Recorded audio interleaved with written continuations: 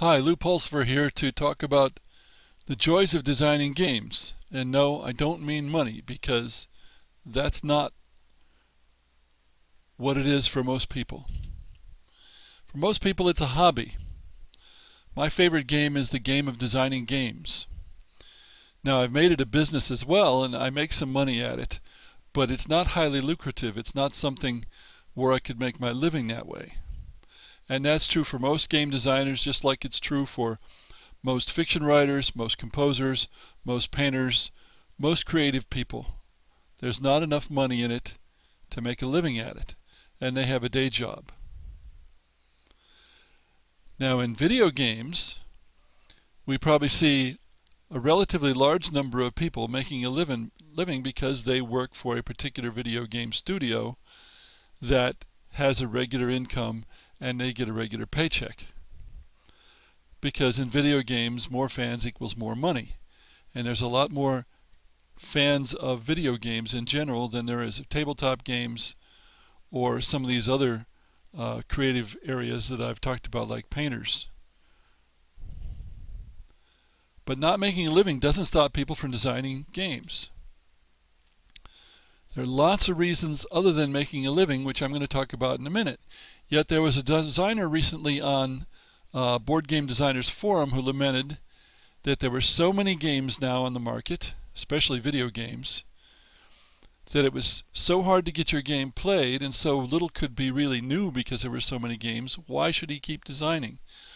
Well, the answer is it depends on your expectations. If your expectation is that a lot of people will play your game, then the current situation could be a problem.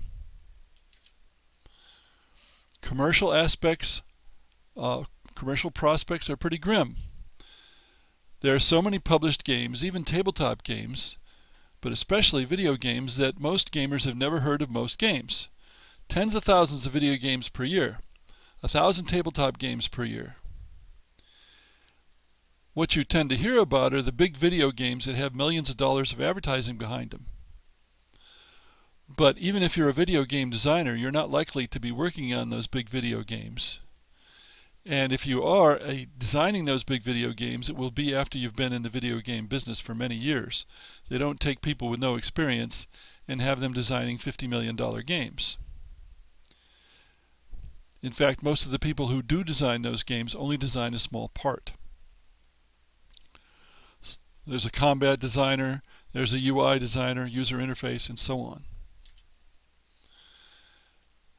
Now add that to the saying there's nothing new under the sun. There's virtually nothing that's original.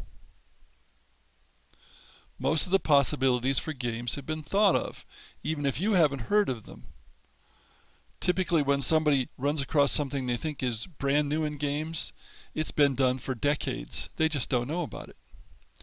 So striving to be innovative, quote unquote, is actually pretty fruitless. A game might be original to you, but not original in the set of all games. Fortunately for all, it doesn't matter whether a game is truly original. What matters is whether you entertain the players. Now, I said when we started out, it's not the money, because you almost certainly won't get rich. In fact, you are more likely to get rich by playing the lottery than you are by becoming a game designer. And you probably won't make a living, although some do. A friend of mine from Denmark says most designers could probably make as much or more money picking up cans and bottles and turning them in for deposits in the amount of time that they spend designing games. They'll probably make more money, but it won't be nearly as much fun.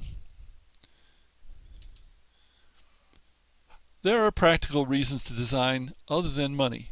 For example, to help teach or train someone, to advertise, do simulations.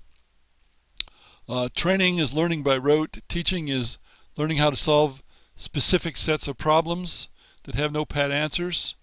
You've probably heard about gamification, a big buzzword today.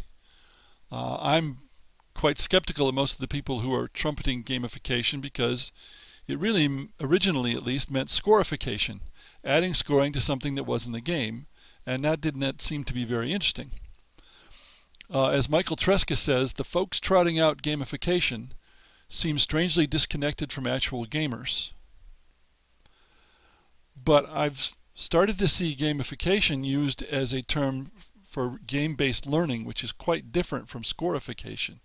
It's using games to help people learn, and that can be quite useful. Design is fun for some people, the same way games are fun. I've played games over 50 years, and as I said, my favorite game is the game of designing games. Designing games helps people satisfy the urge to be creative. It's a form of personal expression. Most people think it's cool when they run into somebody who designs games. And of course you can talk about games as art, games as having some meaning. It's interesting problem solving for those who like to solve problems, which is what attracts me to it. And you can entertain friends or just entertain other people. I always find it interesting and gratifying to watch people play one of my games and appear to be having fun, appear to be enjoying it. You can make games for advertising purpose, for political activity, and if you're lucky, you might make a little money.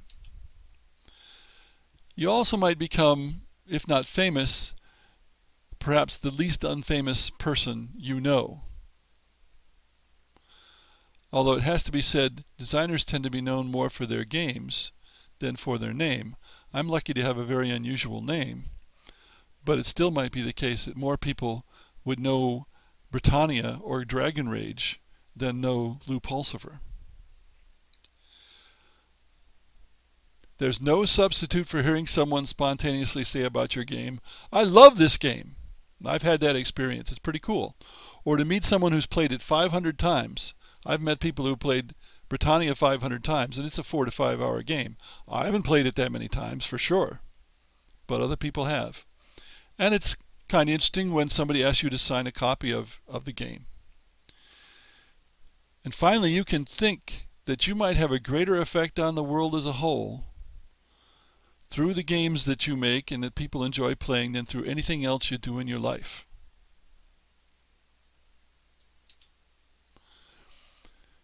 Now, keep in mind that there's a danger here if you become a real game designer, the same kind of danger that authors of books run into.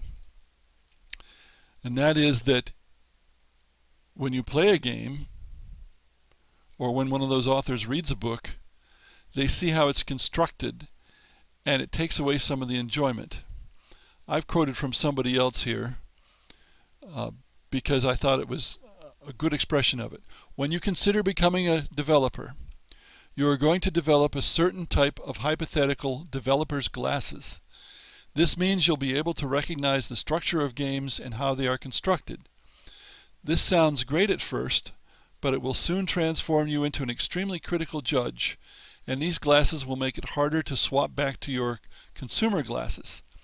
I won't say you will not enjoy games anymore, but pleasing yourself with what once was your hobby gets harder. That is a quote about video games, but it applies to tabletop games as well. In the end, mainly, people design games because it's fun for them, whatever fun means to them. And of course, fun means different things to different people. It can be especially fun if you don't have the pressure of trying to make money.